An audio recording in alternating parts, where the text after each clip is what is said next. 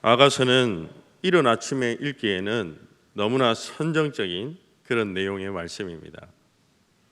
현대인의 성경이나 또 공동번역서나 새번역서로 읽을 때에는 그 아가서의 내용이 적나라해서 우리가 읽기에는 좀 거부감이 있는 그런 말씀이라서 흔히 읽기를 꺼려하는 그런 성경 말씀 중에 하나입니다.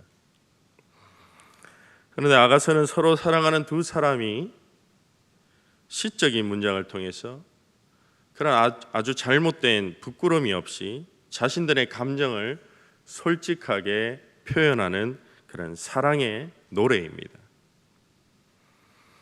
주관적인 사람의 감정을 아주 여과 없이 그렇게 드러내는 서정적인 노래라고 할 수가 있습니다.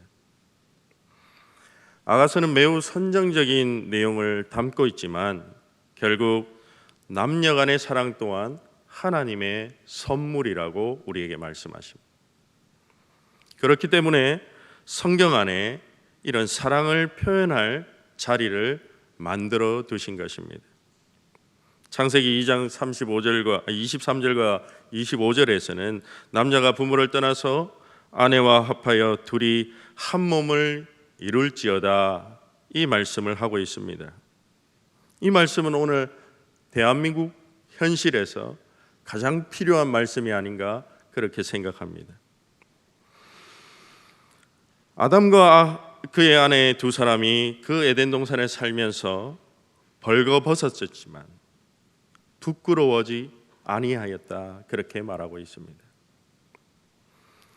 성경에서 남녀 간의 사랑은 굉장히 은유적으로 표현하는 말씀입니다. 하나님과 하나님의 백성 간의 그 결합을 구약 성경은 혼인 관계로 그렇게 말합니다.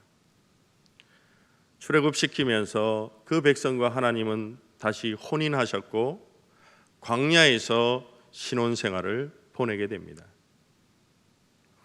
그 광야에서 혼인 생활을 보낸다는 것은 오직 하나님만을 바라보고 사는 그런 신혼과 같은 그 시기라는 것입니다. 신약에서는 그리스도와 교회가 혼인하였다, 결합하였다 우리에게 말합니다. 그래서 교회를 통해서 우리는 그리스도를 경험하게 되는 것입니다. 교회를 벗어나서는, 칼빈은 교회를 벗어나서는 구원에 이룰 수 없다라고 그렇게 말합니다. 교회를 통해서, 교회 가운데 말씀이 선포될 때에, 그리고 그 말씀에 듣고 응답할 때에 우리는 하나님을 경험하게 되는 것입니다. 그러므로 예배는 아주 소중한 그런 우리에게 필요한, 우리에게 생명을 주시는 예배라고 할 수 있습니다. 아가서는 아주 추상적이고 정신적인 차원의 사랑을 찬양하는 말로 시작하지 않습니다. 정신적인 사랑을 노래하지 않습니다.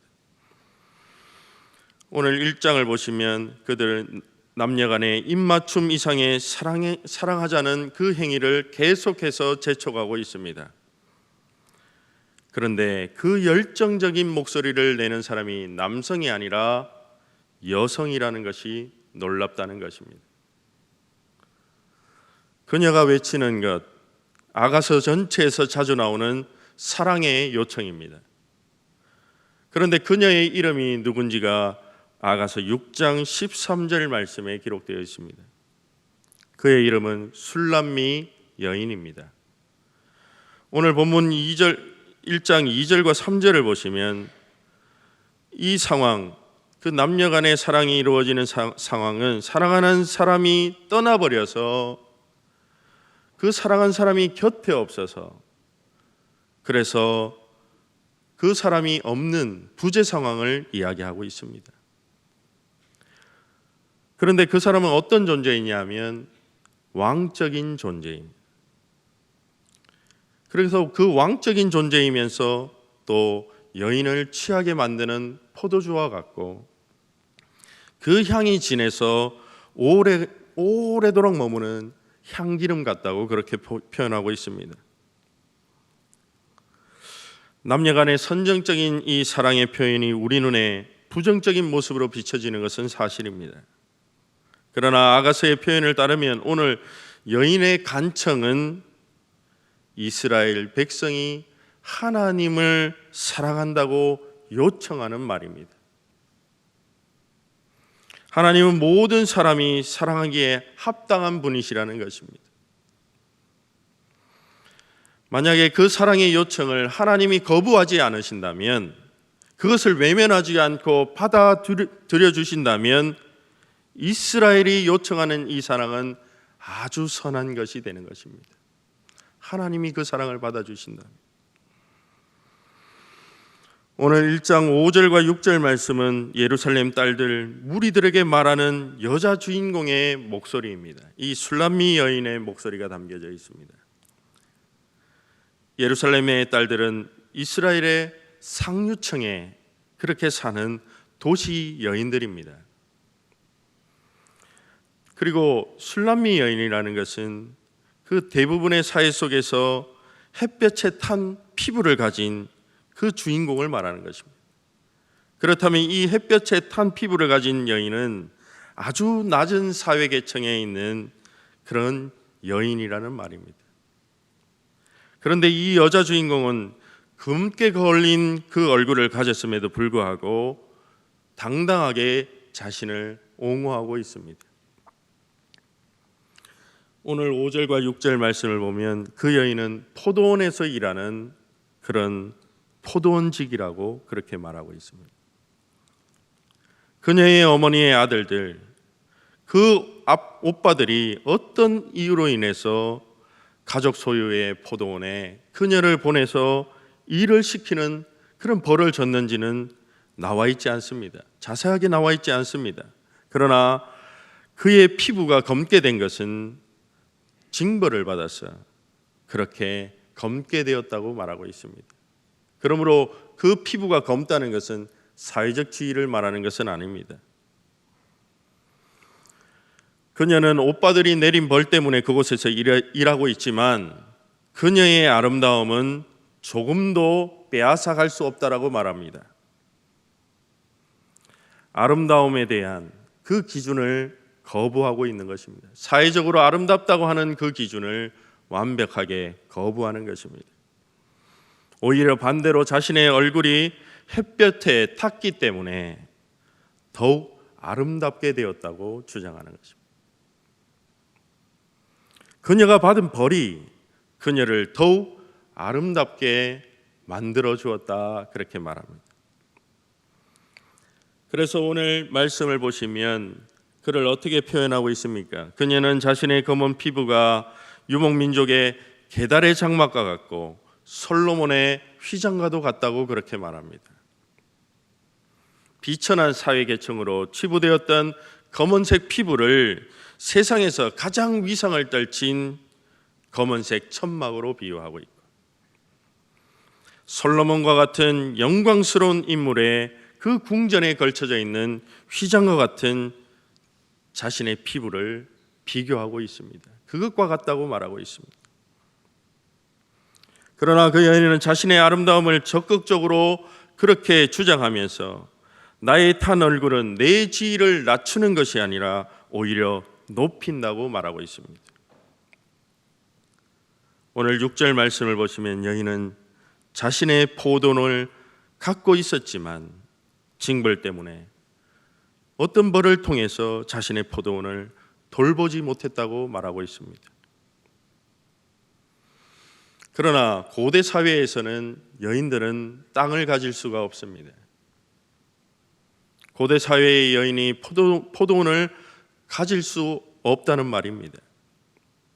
그러므로 이 포도원이라는 것은 여인의 몸을 가리키는 말입니다. 다시 말해서 여인은 자기 몸을 돌보는 일에 실패했다는 것입니다.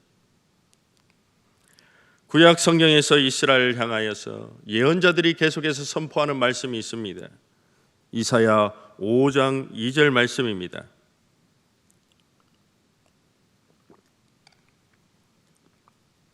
이사야 5장 2절 말씀에서 이사야는 이렇게 말합니다. 땅을 파서 돌을 제하고 극상품 포도나무를 심었도다. 그 극상품 포도나무가 잘 열매 맺도록 내가 망대를 세웠고 또 그 안에 술틀을 팠다 그렇게 말합니다. 좋은 열매를 맺게 하기 위해서 그 마음으로 포도를 심었는데 너희가 들포도를 맺었다고 그렇게 말합니다. 예언자들의 또 다른 반복된 외침은 이 들포도를 맺었다는 이 말은 이스라엘이 간통을 저질렀다는 것입니다. 이스라엘 백성들이 부정한 행위를 했다는 것입니다. 이 말은 다른 말로 이스라엘이 우상 숭배를 하나님이 참을 수 없을 정도로 저질러서 하나님께서는 이스라엘을 징벌할 수밖에 없게 되었고 그들은 징벌을 받게 되었다는 것입니다. 그리고 그들은 어떻게 됩니까? 70년 동안 성전과 집과 터전을 잃어버리고 낯선 땅으로 끌려가게 됩니다. 바벨론으로 유배당하고 그렇게 고통 속에서 살았지만 그들은 그 상황 가운데서 돌이키지 못하고 여전히 그 상황 가운데 살아가고 있었던 것입니다. 그들은 어떤 것을 잃어버렸습니까? 그들을 아름답게 치장할 수 있는 하나님의 눈에 자신을 아름답게 만들어 보이게 하는 그들이 하나님을 찬양하는 것과 그리고 그들이 예배드리는 성전 예배를 더 이상 드릴 수가 없는 신세가 되었다는 것입니다. 그런데 그 실패가 오늘 말씀을 통해서 보면 그들이 바벨론으로 포로로 끌려가면서 그들이 찬양 드릴 수 없었고 그들이 예배 드릴 수 없었던 그 상황 가운데서 그 실패가 오늘 오히려 이스라엘의 신앙을 성장시키는 기회가 되었다는 거죠. 코로나19로 통해서 3년간 멈춰져 있던 현장 예배, 우리가 잃어버렸던 예배가 우리에게는 어쩌면 상처일 수도 있지만 오히려 오늘의 우리의 신앙을 성장시키는 기회가 되었다는 것입니다. 하나님을 떠나서 세상에 보기에는 실패하고 탕자 같은 삶을 살았을지라도 하나님은 그 사람을 넣지 않으심으로 그 징벌들이 선한 결과를 맺게 해주셨다는 것입니다. 주님이 검게 걸린 그녀를 영광스러운 하나님의 도구로 삼기 위해서 수단으로 삼고 계시기 때문입니다. 요한복음 말씀합니다. 예수 그리스도를 최고의 위치로 올리시고 하나님의 보좌 우편에 앉게 하신 것은 주님이 당하신 십자가 고난이라고 우리에게 말씀합니다. 바울은 그의 연약함을 기뻐합니다. 그의 연약함을 통해서 온전하게 하나님의 영광이 드러나고 그의 실패가 오히려 하나님의 능력과 은혜를 드러나게 했다는 말을 하고 있습니다. 1장 7절과 8절은 양치는 여인들의 이야기입니다. 이들은 혼인하지 않고 있는 목자와 목녀들의 사랑 이야기입니다. 그 사랑을 우리는 어떻게 바라보아야 하는가? 이들의 부적절한 관계를 통해서 우리는 하나님과 우리의 관계를 보게 됩니다. 하나님은 이스라엘의 부정함에도 불구하고 그들의 우상 숭배에도 불구하고 사랑하십니다. 그 이유는 하나님과 이스라엘은 언약으로 서로 묶여 있기 때문입니다. 그 언약으로 묶인 끈은 아무도 끊을 수 없기 때문입니다. 무슨 언약입니까? 하나님은 이스라엘 백성을 부르실 때에, 오늘 우리를 부르실 때에 나는 너의 하나님이 되고 너는 나의 백성이 되겠다는 언약입니다. 너는 나의 자녀가 되겠다는 언약입니다. 1장 9절과 17절은 말씀에서는 서로에 대해서 감탄하고 칭찬하는 남녀간의 말입니다. 하나님과 그 사랑받는 신부 이스라엘 백성 사이에 오고 갔을 법한 사랑의 칭찬을 발견하게 됩니다. 신명기에서 하나님은 모세를 통해서 하나님을 택한 받은 백성이 된 이스라엘 백성이 하나님의 사랑에 의해 선택되었다는 것 위에는 아무런 그 사랑의 이유를 찾을 수 없다고 말합니다. 이스라엘은 그들이 잘나서 선택받은 것이 아닙니다. 그들이 큰 민족이라서 선택받은 것이 아닙니다. 우리가 잘나서 하나님이 우리를 사랑하는 것이 아닙니다. 이스라엘을 선택한 이유는 합리적인 선택도 아니고 백성들의 결정도 아닙니다. 사랑에는 이유가 없듯이 하나님은 이스라엘 백성 그녀가 너무나도 사랑스러웠고 너무나도 사랑받기에 합당한 자라고 느꼈기 때문에 하나님이 이스라엘을 원하셨다는 것입니다. 오늘 말씀 이후에 2장 1절에 보면 하나님은 그들을 이렇게 말합니다. 골짜기의 백합화와 같이 사람들이 무시하지만, 히브리인의 노예라는 뜻이 이름이 알려주는 것처럼 그 히브리인이라는 말에는 노예라는 뜻이 담겨져 있습니다. 그들은 노예로 살다가 노예로 마감할 인생이었지만, 죄 가운데 살다가 죄의 노예가 되어서 죽음으로 끝날 것 같은 인생이었지만, 하나님은 2절에서 가시나무 가운데 아름답게 피어난 백합화와 같이, 3절에서 보시면 숲풀 가운데 사과같이 보신다고 우리를 말씀하고 계십니다. 세상은 하나님의 백성된 자들이 보잘것없는 자로 바라볼지 모르지만 하나님은 우리를 열렬하게 사랑한다. 모든 것 중에 더 아름답고 사랑스럽게 보신다고 말씀합니다. 이것이 바로 하나님의 사랑의 신비입니다. 인간의 열렬한 남녀간의 사랑에도 이유와 조건이 없습니다. 그런데 하나님이 이스라엘을 향한 사랑은 어떠하겠느냐는 말입니다. 아무런 외부적인 요인이 낄 수가 없다는 것입니다. 하나님은 자신이 선택하기로 결심할 자를 선택하는 분이시고, 이 선택에는 사랑과 사랑받을 만한 매력적인 조건이 아무것도 필요가 없습니다. 오직 하나님의 자유입니다. 그러므로 이스라엘과 하나님의 관계는 선택이나 예정이란 말로, 그리고 사랑이라는 주관적인 말로 표현할 수가 있다는 것입니다. 하나님은 이스라엘 백성을 만나시려고 광야에서 성막을 지으십니다. 그들과 함께 살기 위해서 그 가운데 성막을 지으십니다. 그리고 그 성막의 지성소에서 우리를 만나 주십니다. 그리고 오늘날은 예수 그리스도를 통해서 오늘 예배 가운데 우리의 삶의 자리에서 주님의 이름을 부를 때에 주님은 찾아와서 우리를 만나 주시겠다고 약속하십니다. 솔로몬 시대에는 성전의 지성소라는 방에서도 만나 주셨습니다. 원래 하나님과 하나님의 백성이 만나는 장소는 에덴 동산이었습니다. 그곳은 우리의 참 보금자리였습니다. 오늘 아가서 1장은 성전으로 묘사된 에덴 동산에 있던 여인들이 나누어 쓸 법한 그 사랑의 노래를 부르고 있습니다.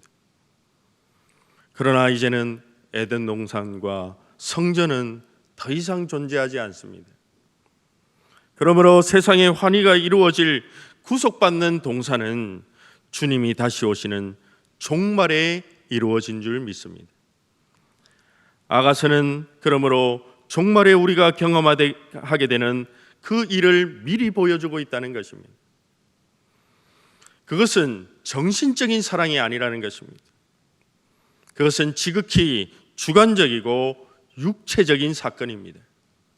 우리가 몸으로 경험하는 사건이라는 것입니다. 상사병에 걸린 행복한 여인들과 같이 하나님을 우리를 향한 상사병에 걸리신 분이라고 말씀합니다. 상사병은 사랑의 병입니다. 하나님이 사랑하는 백성에게 그 보여주신 사랑이 얼마나 육체적인 사랑인가를 우리는 기억해야 합니다. 헬라인들은 육체적인 사랑을 터부시했습니다. 그들은 더욱더 정신적으로 고결하고 순결해져야 된다고 믿었습니다. 그러나 사람과 사람 상호 간의 사랑은 육체적인 관계가 없이 정신적인 사랑으로만은 성숙해질 수가 없습니다. 아가서는 그 말에 동의합니다. 육체적인 하나님이야말로 정확하게 하나님의 사랑에 유사하다고 그렇게 말하고 있습니다. 사람들은 말합니다. 사랑의 핵심은 육체적인가 정신적인가? 육체적인 연합을 아가서는 사랑의 진수라고 말하고 심장이라고 말하고 있습니다. 아가서는 온통 육체적인 사랑을 노래합니다. 아가서는 남녀간의 육체적인 사랑에 빗대어서 하나님과 백성의 낭만적인 사랑과 열정을 신뢰하도록 격려하고 있습니다. 그 말은 다시 말해서 오늘 우리가 예배 가운데서 오늘 몸된 교회를 섬길 때에 몸으로 수고하고 섬기고 노력하는 일이 참으로 가치 있는 일이라는 것을 우리에게 말씀하고 있는 것입니다. 그것이 바로 하나님을 사랑하는 방법이라는 것입니다. 그러므로 오늘 우리는 이 아가서를 통해서 예수 그리스도가 그 몸을 우리에게 내어주신, 십자가에 내어주신 사랑을 기억해야 한다는 것입니다. 그 사랑의 발자취를 따라가야 한다는 것입니다. 그분의 사랑은 너무나도 실제적인 것입니다. 정신적이고 말뿐인 사랑은 위선입니다. 예수 그리스도의 피와 살을 주신 그 사랑을 기억하기 원합니다. 예배 가운데 그 사랑을 경험하게 되기를 원합니다. 우리가 그 사실을 문자적으로 교리로만 안다면, 입으로만 되뇌인다면 우리의 신앙은 반쪽짜리입니다. 교회는 정결한 신부라고 우리에게 말합니다. 그리스도께서 자신의 몸을 들이셨던 것처럼 우리도 우리의 자신의 전부를 예배 가운데 드려야 할 줄 믿습니다. 하나님이 그리스도를 통해서 우리에게 베풀어 주신 사랑만이 우리를 정결하게 만들 수 있습니다. 그 사랑을 체험하고 맛볼 수 있도록 성령님의 도움을 구하시고 말씀이 내 안에서 살아 움직이고 예배 가운데서 그 말씀이 육화되는 그런 경험을 하는 복된 성도들이 다 되기를 소원합니다.